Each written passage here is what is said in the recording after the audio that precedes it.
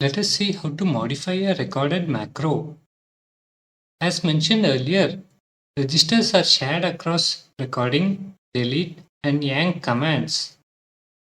When you call a macro using at, the register content is treated as the sequence of commands to be executed. So, editing a register's content will automatically update the behavior of the macro as well.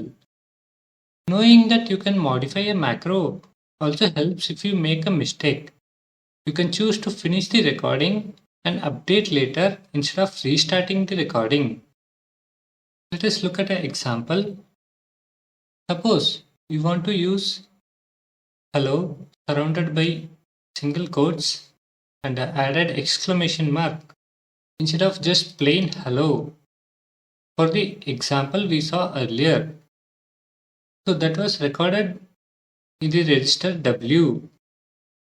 Let us see how to modify that. So there are 3 steps. First, you need to paste the content of the register, modify the text as needed, and then update the register.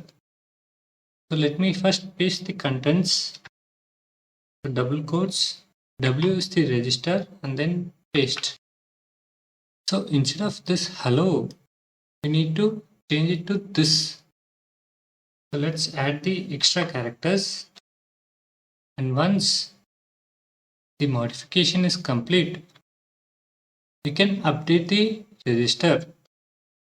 So double quotes, W and yank. Let's verify if the modified register content is working as expected.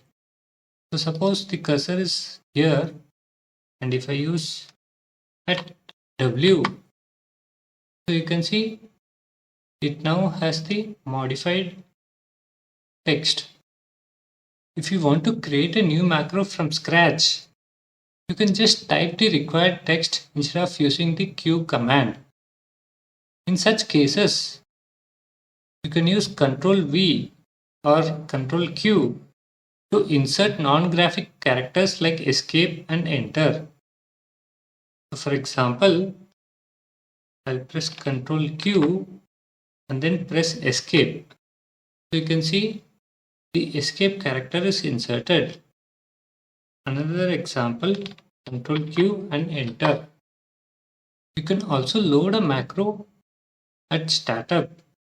So to do that, you can use let and at followed by the register and assign it to the contents you want to execute as a macro.